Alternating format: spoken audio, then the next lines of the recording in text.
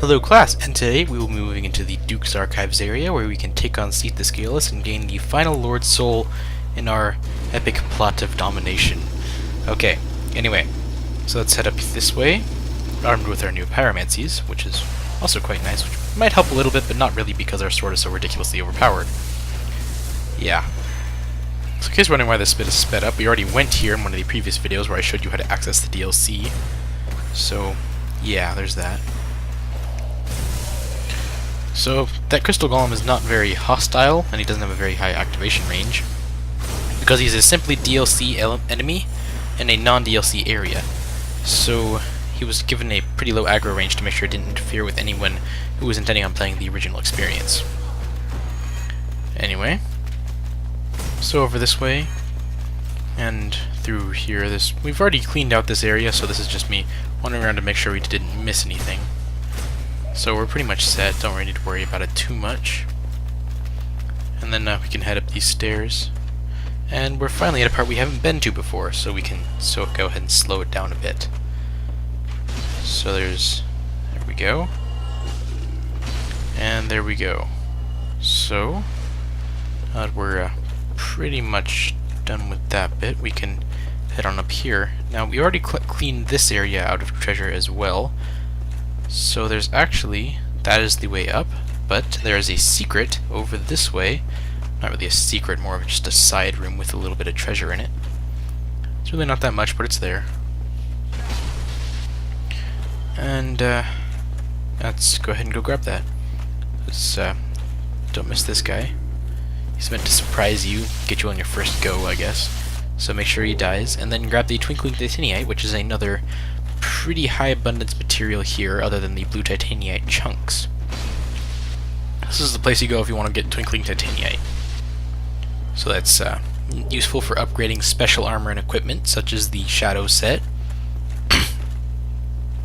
So if you're using something that upgrades, but it doesn't upgrade with just regular Titaniite, go ahead and grab some of the Twinkling from here, because upgraded material is always better than the non-upgraded kind, as usual. So anyway, there's the Crystal Knight Shield. So basically it's just a ridiculously lower durability in exchange for really high stability and damage. Which is not that great for shields, but I suppose I can see where it would fit in. Anyway, let's go check the other side over here, just to make sure. Because you can never be too certain that you didn't leave anything behind. So, over this way is yet another treasure. Of course, this one isn't a mimic, so we can go ahead and safely open it and grab another Twinkling Titaniite. That's pretty nice. So now that we're done with that, we can head on with the area and finally get to Seath, which actually really didn't take long because he's actually really just right up these stairs. Well, right up this elevator. A little bit more fighting, but other than that, we're pretty much almost there. So anyway, right up here, and here's the elevator. It's pretty long, as you can tell. And here we are. So this area is looking more crystallized because Seath has been conducting his experiments on crystals in this general area. So here's the Crystal Knight. This is actually the only time you'll ever see him, although you do get his armor set later. I don't think there's much of a story behind this guy. He just kind of sits there and attacks people who walk through. It works like a narrow hallway PvP fight, and as you just saw, according to the game, we dominated in PvP.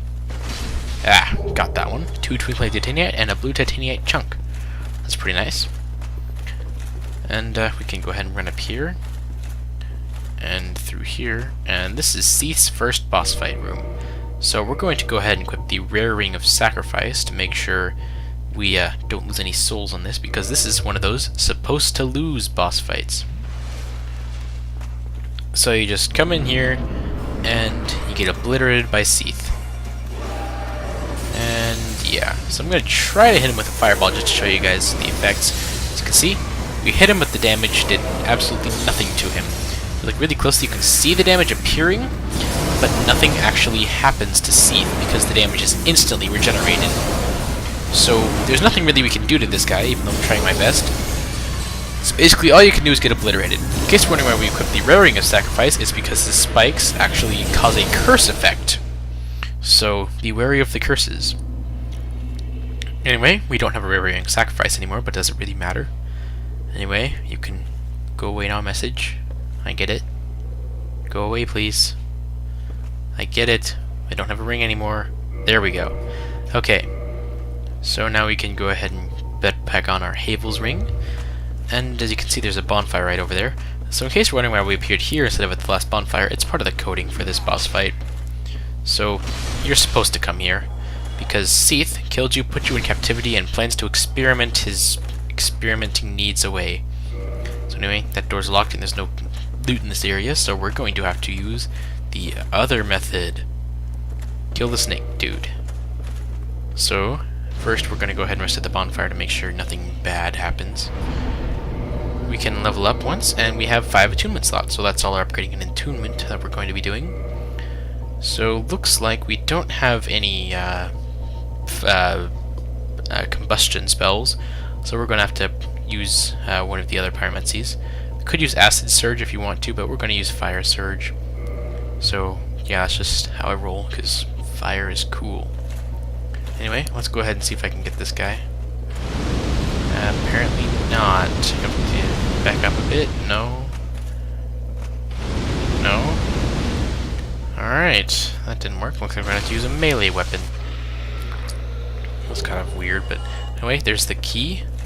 Let's go ahead and rest really quick again just to be absolutely certainly certain. And we can go ahead and open the door now. This actually triggers a cutscene as soon as you walk out, where one of the other snake men, and you may recognize these snake men, they were placed in Sen's fortress, probably in a result of experimentation by Seath, as are these things, which I have heard used to be human women. That's pretty gruesome stuff there. Seath is insane. Anyway, so let's so those are pretty much the wardens of this area, as are these snake men. So they're just here to make sure that you don't get away. So apparently they're running to the door, which gives us pretty much just a free backstab on them. Not sure why they just run straight to the door, but it's actually pretty easy to backstab these guys. Anyway, only 500 souls, as with their other counterparts in Sen's fortress. And don't you just love ragdoll physics? Anyway, so we can go ahead and run up here and climb this ladder and show you guys a few secrets up in this area. So anyway, go ahead and climb up here. So as long as the alarm is going, the snake people whatevers are climbing up this really long flight of ramp at us, or stairs, or whatever it is. So yeah. So, but luckily, when we die, as such happened here because of a missed jump, the alarm will actually deactivate, and there's no cutscene telling you that it's off or anything like that. But other than that, the only things that are chasing you now are these 2 snake men. And I missed the backstab. Yoo-hoo, come back. I only want to murder you. There we go. That took way longer than it should have. Why are these guys so intent at running up the stairs? It's like it's their job or something, although it actually probably is. Anyway, so you may have wondered why I missed that jump. It's because I tried to hug the right wall. So the trick to this jump is actually to just jump off the leftmost edge. So that's a pretty tricky jump here, as with most of Sen's fortress. Seath, the Duke's archives. So anyway, just do a quick drop down here. Take a bit of damage, but it's really not that bad. And in here is the Maiden set and the White Seath ring. Basically, it's just some cleric armor. It's really not that great, but it's there. And it's another attunement slot one, so it's really not that great. Anyway, so there's nothing for this, as the Darkmoon Seath ring actually has way more effect than this. But anyway, as you can see, we're right above the bonfire room here. So we can go ahead and take a quick sippy and go ahead and run out, because I don't want to respawn the enemies anymore. So there's no more secrets up there. So let's just head on with the area, and we can unlock that giant door that you saw that was locked earlier. Anyway, so we can use the cell keys on most of these doors, but mostly all they contain is this guy and maybe a soul item, if you're lucky. Because you can see, this is just a long, needless run at a wall. So anyway, let's go ahead and... head down the cell way and see if there's any actual secrets in any of these. So this one's actually locked and we can't open it with the cell key we have. We're gonna have to find a different one in one of the later cells. So maybe it's in this one. It should be. Don't see why it wouldn't be. Anyway, kill him. Kill him. And yeah. So down this way is a neat little entrance to a different cell, which, if my assumptions are correct, this should be the extra key down here. And I was right. So we can head up to that door that was locked earlier and open that. So anyway, up this way. So you may wonder why we're just leaving the doors open when closing them would obviously be the logical path and would keep the hollow soldier people from coming out of their cells every time we ran down the stairs. So I think we're actually going to do that, but for now let's just go ahead and grab this soul item. Woo! These things are so common. It's like the developers couldn't think of anything else to put. Oh well. Can't have fancy schmancy swords everywhere, I guess. Anyway, down this way. And down this way. So basically what I'm trying to say is it'd be recommended if you close the doors as opposed to just leaving them open, because if you leave them open, every time you run down, the hollow soldier guys will attack you.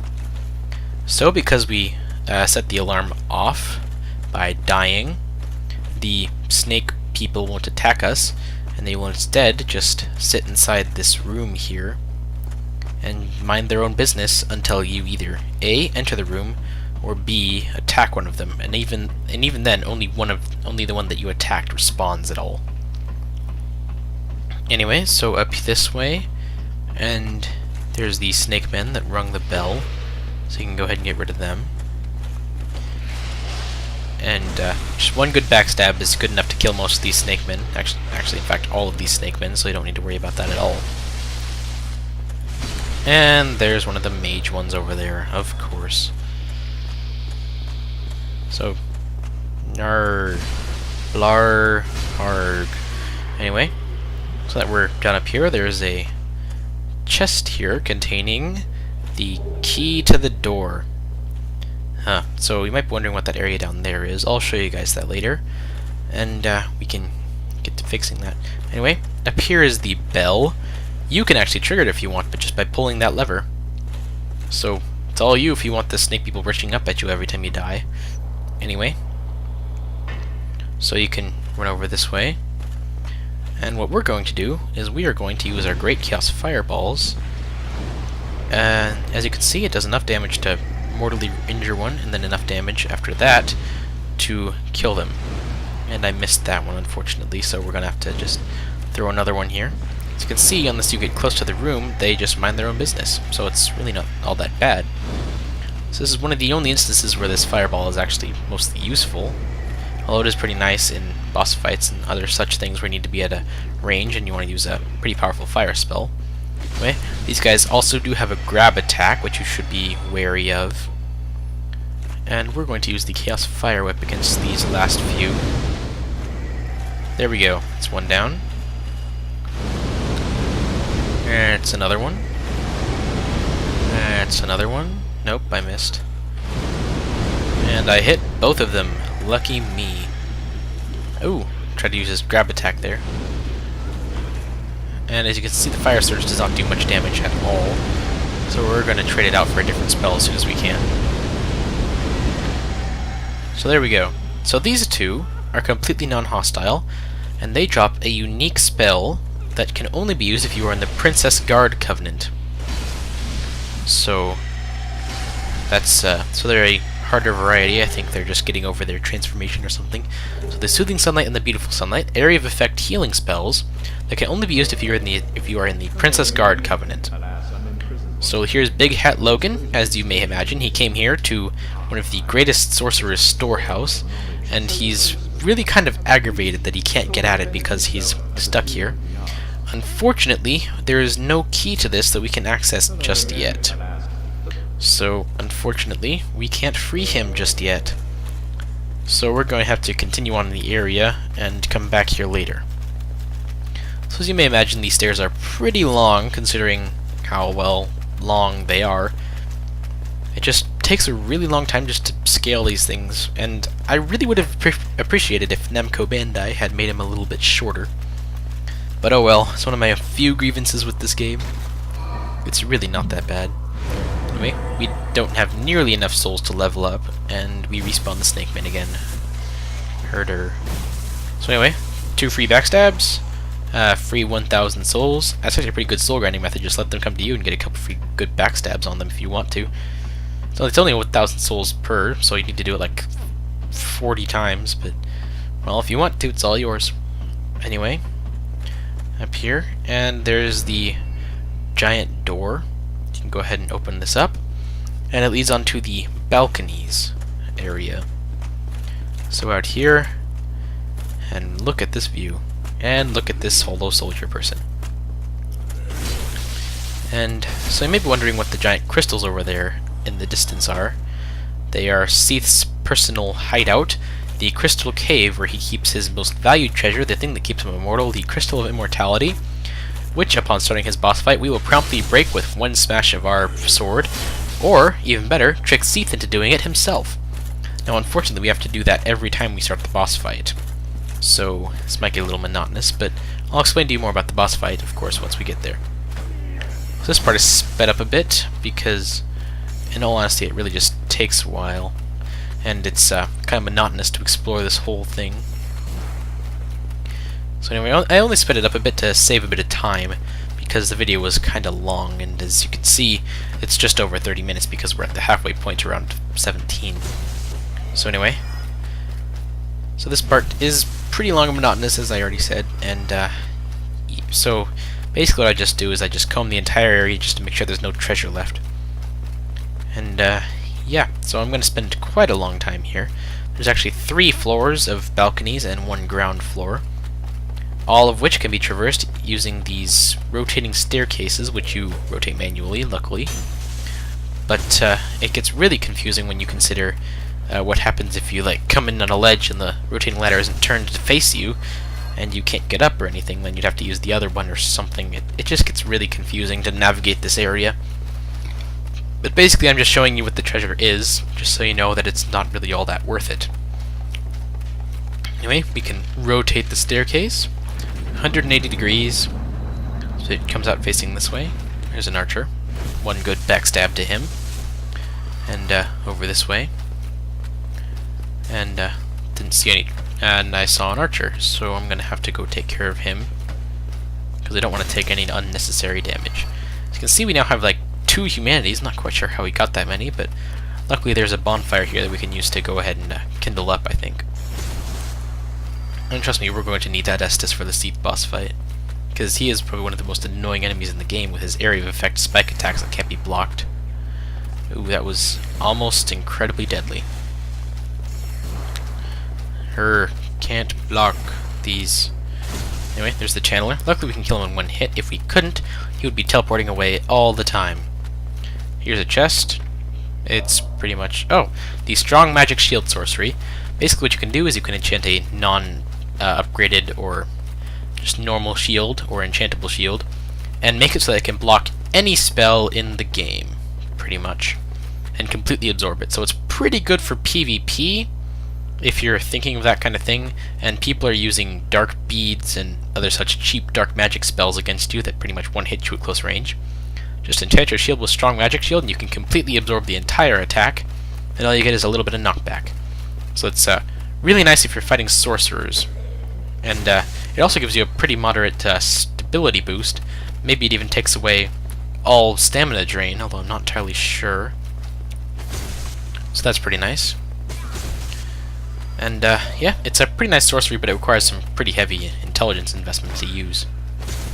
Anyway, so we got the kite shield, which we could have bought from Andre near the beginning of the game, so it's really not all that good. Anyway, so over this way, and no chests here, so we're gonna have to check the other side now. Rarg, this is getting kind of annoying. Just exploring the whole thing. I'm really glad I sped up this bit now, because just talking over this at normal speed would be really, really monotonous. Anyway, over this way. So, yeah, just a few more of these guys, as usual. So, right now I'm trying to find the secret library entrance, I believe, or perhaps the way to grab the Avalyn, which is our ranged weapon from now on. So, you may wonder why we've been using the heavy crossbow if it doesn't do much damage. Basically, we've been doing that to get to crossbow practice, pretty much, because we'll be using the Avalyn from here on out. We'll be upgrading it to an elemental state, and from there we can, well, use it. So the Avalyn is a crossbow that specializes in firing multiple bolts at once. So here we are back at the beginning, actually, which is kind of funny, actually, if you think about it. But anyway, so as I said, the Avalyn is a crossbow that fires 3 bolts at once. So if you wanna, so that's going to be our ranged weapon after we upgrade it a bit. It might use 3 times as much ammo, but I think it's a superior crossbow to any of the other ones. So, yeah, because it does way more damage with each burst than other crossbows. Although it does shoot 3 bolts at once, it's not that bad. And there are special crossbow bolts called like lightning bolts, which is pretty awesome, that we can fire from the Avalyn. And it does extra lightning damage along with the fire damage that we will be ascending it to, because we don't really use the fire great scythe much, and it's good to have more damage options. So now let's finish up exploring this upper area. So, yeah, this bit's really long and drawn out. As you can see, we can drop onto here, and I can see the Avalyn chest on that bookshelf there. So we're going to go ahead and try to get it. It's going to be really hard to time it, and I completely missed. So I am dead, and I'm really dead now. So I had to cut out the footage of me getting back here because I forgot to grab the key to Logan's cell on my first trip here. So we're going to have to grab that before we die again and free him. Anyway, it's down this way. And there's another hollow soldier, archer, person, whatever. Let's go ahead and use the fireball. And see if we can hit him. Yes, we can. And he's dead. So we can go ahead and climb down this ladder now. Or rather, slide down it. Ragdoll physics. Anyway, so this opens up a shortcut to the bottom. Right here. It also leads almost like directly to a bonfire, which is pretty nice. But first things first, let's explore this area a bit. It's full of treasure. That's not a mimic, so let's go ahead and open it up. It's a blue titanite chunk. Those are pretty predominant in this area, so level up a few enchanted or magic items in this area. It's not a mimic, so let's go ahead and open it up. You can tell by the chain, if it's curved away from you, it's not a mimic. If it's curved towards you, like pointing towards you, then it is a mimic. I thought you should probably know that. Because I've been using it this whole time and I haven't told you guys. Anyway, so this is the Channeler set. It's basically just heavy sorcerer armor. So, it's not terribly good, but I think it might actually increase your sorceries. So that's not a mimic, you can tell from the chain. And there's the key to Logan's cell. And here is a mimic, as you can see the chain is pointing towards us. Let's go ahead and give it a good whack. And whack it again. Then whack it one more time. And it's down. So, we can go ahead and loot the Symbol of Avarice and the Enchanted Falcoin. So the Symbol of Avarice is not a drop you get from every mimic. I'll explain that more later. Anyway, it's just a Falcoin coin thing that's enchanted. It's really not all that good. Anyway, but the Symbol of Avarice, it's a random drop from a mimic, which are non-responding enemies. It's not terribly good and it weighs a lot, but it has the effects of both the covetous gold serpent ring and the covetous silver serpent ring. So the effects for the gold one, the item discovery, do not stack, but the effects for the silver one actually do. So, but it has another adverse side effect. It actually drains your health a bit as you are wearing it, as you could see from that bit while I was wearing it. If you were paying close attention to our health bar, it's really not that much. Anyway, there's the Crystal Ember, allowing us, once we give it to the Giant Blacksmith, to ascend weapons to the Crystal status. Way higher base damage, but way lower durability. Basically becoming one-hit wonder weapons that have to... And I don't think they can be repaired normally either. Not entirely sure on the details of that, but basically it's what you want to do if you're in PvP and you just want to do like one match at a time things where you just get one good hit and win. So anyway, now we can go try for the Avalon again, die, and then free Logan, and then head back here and get on with the area.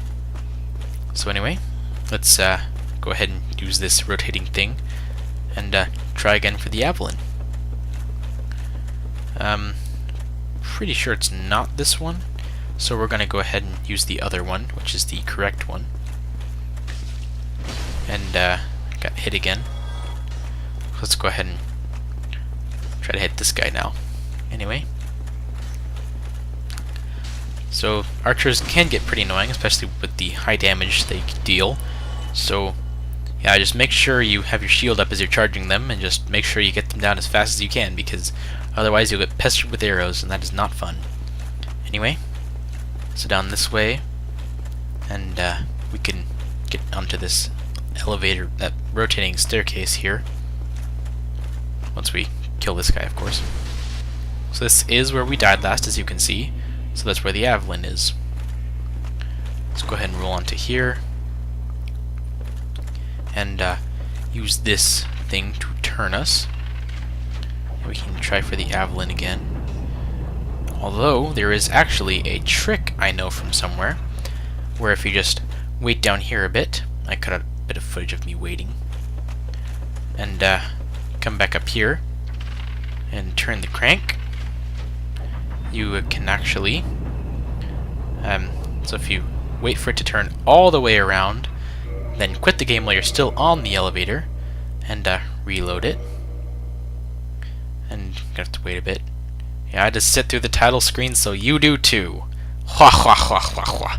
Anyway, so once you reload the game, you should appear on the ledge, and the elevator should be gone. So you should appear on the ledge because it was the last stable surface that you were standing on before you quit the game. And the thing should be turned because that is where that is what happened. As you can see, we're on this ledge and the thing is turned.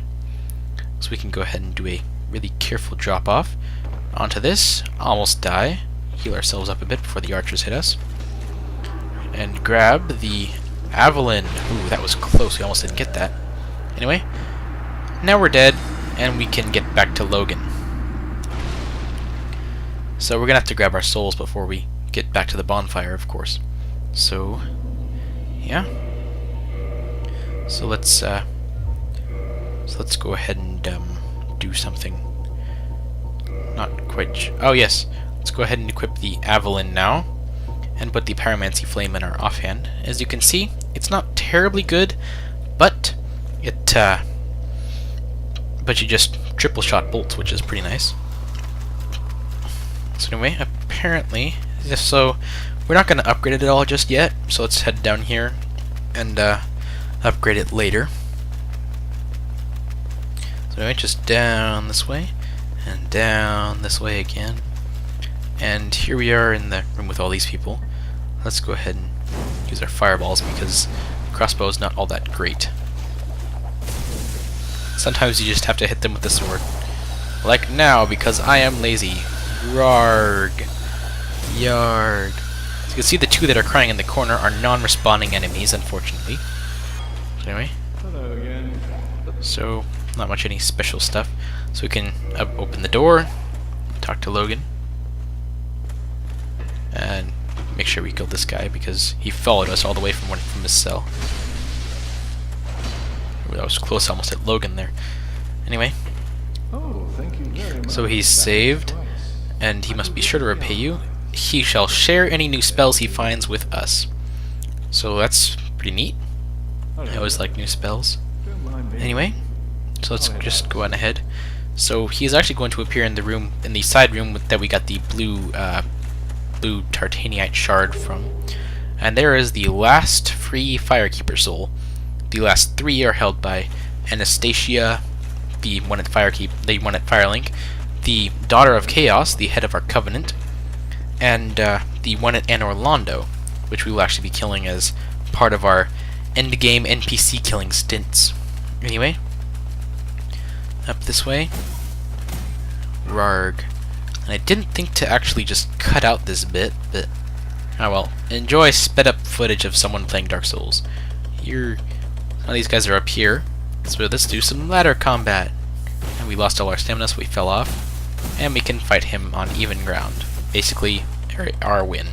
Anyway, up the ladder, stupid fast. That's just sometimes you could just play Dark Souls this fast. That'd be so fun. Anyway, dead. Dead. And up this way. And that actually really wasn't that long. Village Antlers. Durr. Durr. And here is the bonfire, along with the souls of our previous death. Not quite sure how I died there, but well, I did. So anyway, so we don't have enough souls to level up, and we lost those 4,000 we had earlier, unfortunately. Anyway, let's go pay a visit to Logan before we head on with the Crystal Cave area.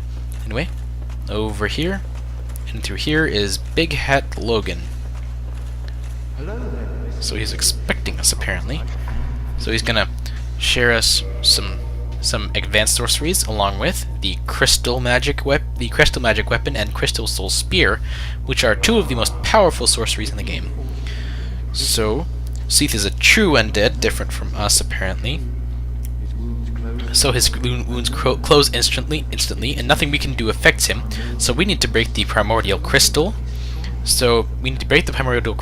And then we can actually injure Seath. It's found inside his lair, the crystal cave.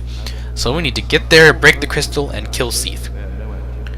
So apparently he really likes Seath because he did stuff.